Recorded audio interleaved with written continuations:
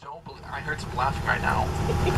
I know a lot of you don't believe me still, and you know, we still have a little bit of trip left to go. We could possibly see one. So I'm going to go ahead and call him and ask his opinion on whether he believes the squall is a real animal or not. So let's listen into this.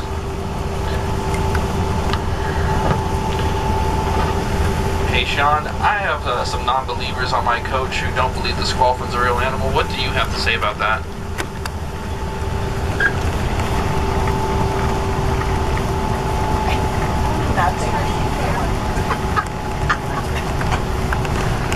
Just give him a second.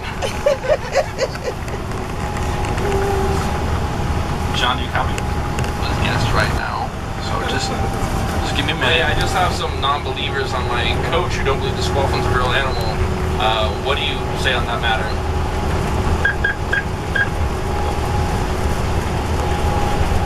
The squall is as real as Captain Snaggletooth.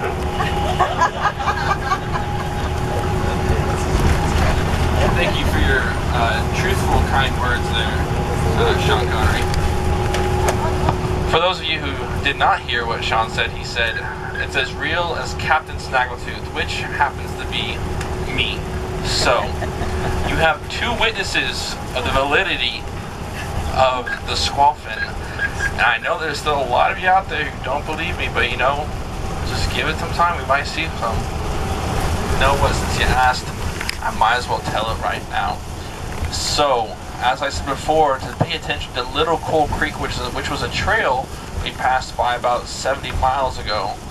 Oh, about 50, I guess. So a little backstory on this. When I was a child, I broke my tooth, my very front tooth, my left one, when I was fighting with my sister for the remote control to see what we'd watch on TV. I lost because she was a lot bigger than I was. But anyways, so I got that tooth repaired, and it was a fake tooth, and I've chipped it and got it repaired, chipped it and got it repaired many times throughout my life. So last summer, when I was working up here, it was July 4th weekend, I happened to chip it again. And so I had half my tooth missing, and so people started calling me Snaggletooth, and I started, you know, liking the idea, and I turned my hat sideways, and I became Captain Snaggletooth. But the story behind how I chipped my tooth, that is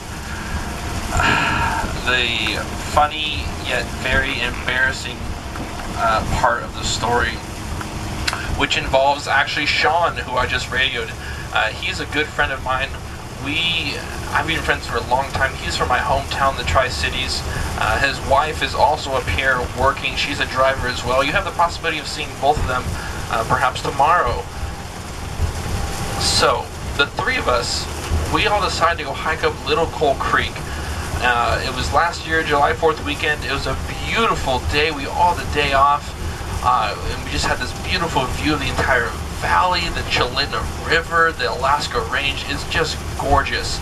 I just bought a brand new camera, and I was super excited to get out and take some really beautiful photos.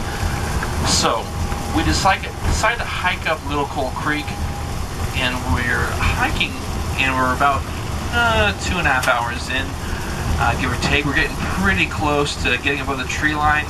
You know, really excited to get that good view. And all of a sudden we hear this low, heavy breathing growl sound that a bear makes, and sure enough, we are in bear country, we know that.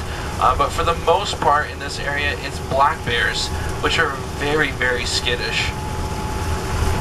This time, however, it was a mama grizzly with her two cubs, about 30 yards off in front of us, looking right at us. She was looking right at us. She didn't seem startled though, so we froze where we were. And now the question I ask you now is, what is the number one thing you do not do when you come across a bear? Run. Do not run. You don't run. So yeah, you pretty much you just do anything except run. So Michaela either did not know that, forgot that, or thought that she was quicker than Sean and I. So she panicked and she took off running, which of course startled this bear. Shoot, for all this bear thought we were a couple of different predators, getting ready to hunt her and her cubs down. So she stood up, she snarled, and I hit Sean in the shoulder. We both had the same thought at the same time. Well, what's done is done, so we took off running too. And so the three of us are running away from this bear. I'm not even sure if it's chasing us, so I turn around to look and see, and I black out. And I wake up about 10 minutes later with Sean and Michaela by my side and a throbbing headache and a chipped tooth, because when I turned around to look and see where the bear was, I didn't look where I was going, and I ran straight into a birch tree. And I knocked myself unconscious and broke my tooth. So I have no idea whatsoever if the bear even chased us. It might have just stood up, growled, and that was it. Sean tells me that as soon as I hit that tree, he came running over like a knight in shining armor. He was waving his hands in the air. He was screaming profound words at this bear, and he was practically fighting this bear with hand-to-hand combat to save my life. You know, when you get the view shot, he's like $150. I don't really know if I believe in that story, but you know, if it is true, then I owe my life to Sean. And so, you know, if you see him, if he's your driver, make sure you thank him, because if it wasn't for him, you wouldn't have the best driver driving you today. And if you by chance see Michaela, go ask her, what are you supposed to do when you come across the bear, and she'll tell you. And just give her a hard time, because she deserves it. So the moral of the story, ladies and gentlemen, is if you are running away from a bear, which you should not do in the first place, make sure that you at least pay attention to where you're going. Or you too could perhaps become the next notorious Captain Snaggletooth. And join me.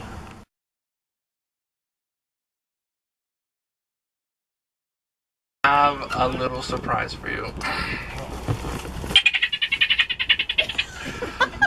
That is because I am the Squalfin, ladies and gentlemen. I told you it was a marvelous, beautiful creature, and I did not disappoint. Well, folks, I'm going to have them come on board and talk to you real quick. It was my pleasure driving you today.